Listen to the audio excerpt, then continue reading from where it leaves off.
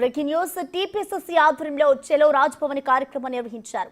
నిరసన ర్యాలీలో సీఎం రేవంత్ రెడ్డి మంత్రులు పాల్గొన్నారు. అదానీ మణిపూర్ అంశాలపై ప్రధాని మోడీ మౌనంపై నిరసనకు ఏఐసీసీ పిలుపునిచ్చింది. ఈ నేపథ్యంలో ఇందిరాగాంధీ స్టాచ్యూ నుంచి రాజ్భవన్ వరకు కాంగ్రెస్ ర్యాలీ నిర్వహించింది.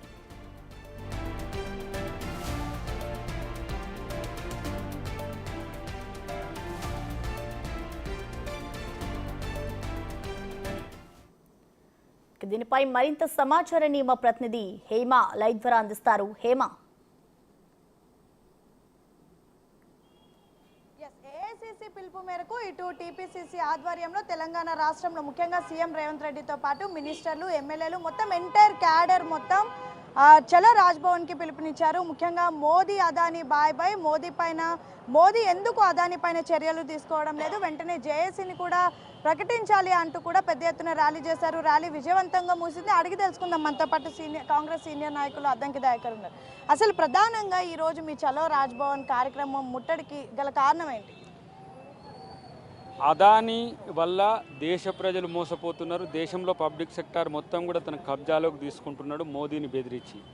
రెండో వైపు ఏమవుతున్నారు, ఈయన అంతర్జాతీయ స్థాయిలో కూడా భారతదేశం పరువు తీస్తున్న క్రమంలో ఎందుకు ఈ దేశంలో ఆర్థిక ద్రోహిగా మిగులుతున్న అదానిని కాపాడుతున్నారో ఇప్పుడు బీజేపీ ప్రభుత్వం చెప్పాల్సిన అవసరం ఉంది. ఇప్పుడు జాయింట్ పార్లమెంటరీ కమిటీ వేయాలంటే ఆ రోజు రాఫెల్ డీల్లో వేయడానికి ఇబ్బంది పడ్డారు, మణిపూర్ అంశంలో ఇబ్బంది పడుతున్నారు, ఇలా అదాని అంశంలో ఇబ్బంది పడుతున్నారు. వీళ్ళు మహిళల గురించి మాట్లాడతారు కదా, మణిపూర్ అంశంలో ఎందుకు వాళ్ళు జేపీసీ చేయడానికి వెనకడుగు వేసినారో చెప్పాల్సిన అవసరం ఉంది. ఇప్పుడు ఇన్ని పెద్ద ఎత్తున అగ్రికల్చర్ రంగంలో 3 చట్టాలు తెచ్చింది కూడా అదాని కోసమే. గిడ్డంగులు కానీ, వ్యవసాయం కానీ, ప్రైవేటైజేషన్ ఆఫ్ ది అగ్రికల్చర్ అనేది ఒక పెద్ద చర్చ జరిగింది. ఇలా ఆయన హిండెన్బర్గ్ రిపోర్టే కాదు, అంతర్జాతీయంగా అమెరికా కూడా ఇలా కేసు పెట్టిందంటే ఏంది, ఆయన ఈ దేశం నుంచి ఆ డబ్బులన్నీ తీసుకుపోయి airports, see ports, dry ports, అన్ని రకాల పోర్ట్స్ ఆయనే తీసుకొని ఇక్కడ ఈ దేశంలో యువత నాశనం అవడానికి కూడా ఆయన కారణమవుతుందని ఉన్నది. ముఖ్యంగా పార్లమెంట్లో మీ అగ్రనేతలందరూ కూడా వెంటనే మోదీ అదాని పైన చర్చ జరపాలి అంటున్నారు. ఇక్కడ ఈ రోజు దేశవ్యాప్తంగా రాజ్భవన్ ముట్టడికి మీరు పిలుపునిచ్చారు. అయినా సరే బీజేపీ ఎందుకు దీనిపైన నోరు మెదపడం లేదంటారు? అంటే బీజేపీ అదాని ఏజెంట్గా మారింది.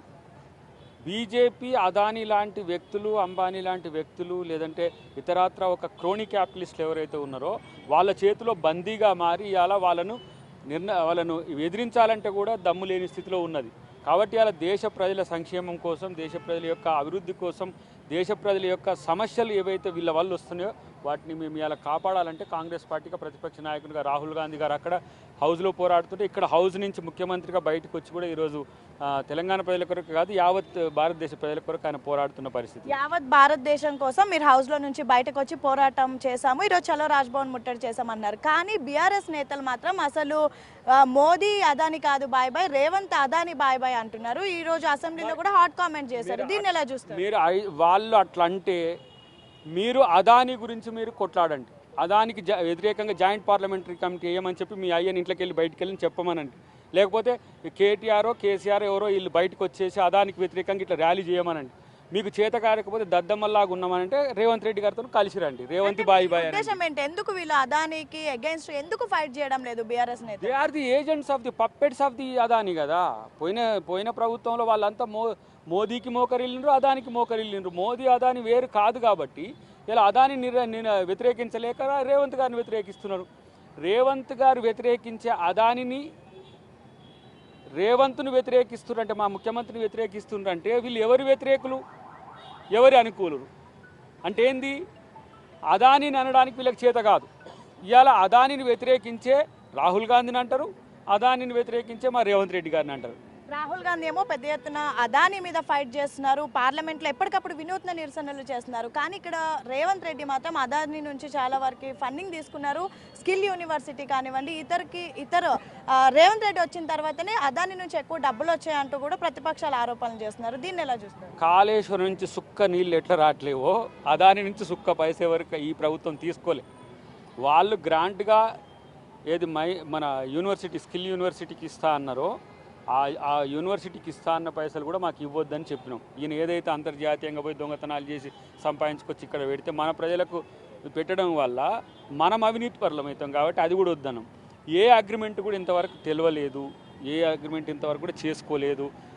అదానికి సంబంధించిన ఫినాన్షియల్ క్రూ ముఖ్యమంత్రి గారిని కలవడానికి ప్రయత్నం చేసినా కూడా వారు కలవట్లేరు. ఆ సంబంధించిన ఎలాంటి అగ్రిమెంట్ లేవు.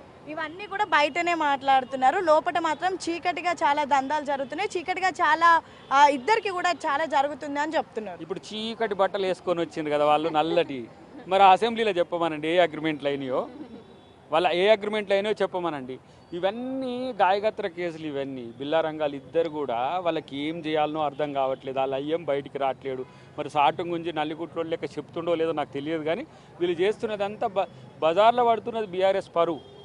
ఎలా వాళ్ళు అంటారు తెలంగాణ తల్లి మాకు తెలంగాణ తల్లిని మారుస్తున్నట్టు. మరి మీరు భారత రాష్ట్ర సమితిని మీ పార్టీ పేరే మార్చుకున్నారు, ఇంకా మీకేం నైతికత ఉందిరా బాబు?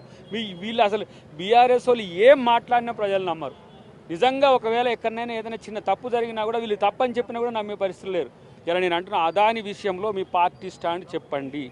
బీఆర్ఎస్ పార్లమెంటరీ పార్టీ ఇలా జేపీసీ కొరకు కొట్లాడండి.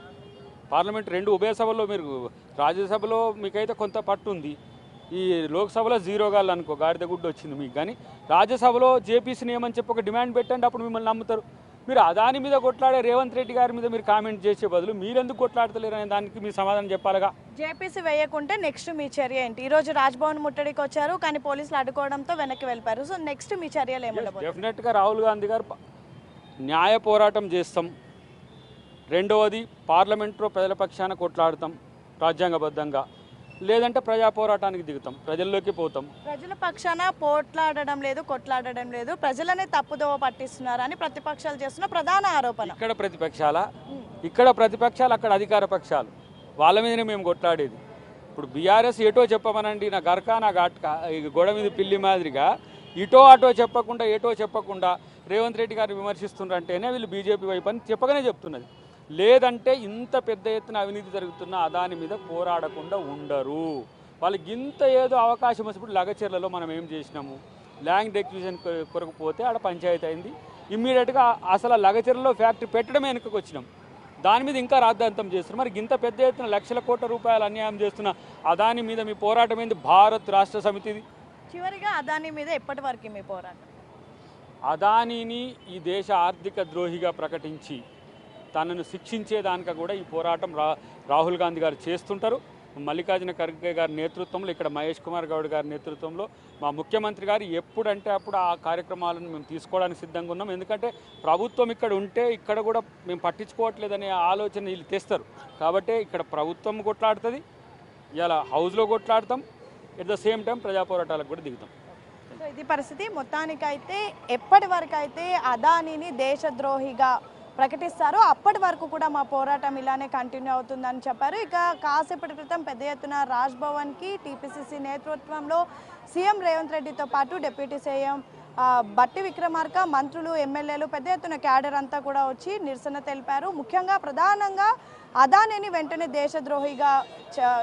దేశద్రోహిగా అనౌన్స్ చేయాలి. ముఖ్యంగా ఎన్నో స్కామ్స్, అదాని చేసినటువంటి స్కామ్స్ అమెరికా లాంటి సంస్థలే బయటపెట్టినప్పటికీ కూడా మోదీ దీనిపైన మాట్లాడడం లేదు. మరొక వైపు మణిపూర్లో ఇంత పెద్ద ఎత్తున మంటలు రగులుతున్నా సరే మోడీ దీనిపైన మాట్లాడడం లేదు. మోడీ మణిపూర్ గురించి మాట్లాడే వరకు, అదేవిధంగా గౌతమ్ అదానిని దేశద్రోహిగా ప్రకటించే వరకు అయితే మా పోరాటం అనేది ఆగదు. అదేవిధంగా బీఆర్ఎస్ కూడా అసలు అదాని విషయంలో ఏ స్టాండ్ తీసుకుందో వెంటనే వెల్లడించాలి అంటూ కూడా పెద్ద ఎత్తున కాంగ్రెస్ నేతలు అయితే ప్రస్తుతం ఈరోజు రాజ్భవన్ ముట్టడిలో భాగంగా సంచలనమైనటువంటి కామెంట్ చేసినటువంటి పరిస్థితి. మొత్తానికైతే ఇక్కడ స్టేట్ హౌస్లో మేము పోరాటం చేస్తాము, అదేవిధంగా పార్లమెంట్లో కూడా మా అగ్ర నాయకుడు రాహుల్ గాంధీ కూడా పోరాటం చేస్తారు. మొత్తానికైతే అదాని మీద మోదీ మాట్లాడే వరకు అయితే ఈ నిరసన అనేది కొనసాగుతూ ఉంటుందని అయితే ఇటు కాంగ్రెస్ నేతలు చెప్తున్నటువంటి పరిస్థితి. Okay, thank you Hema.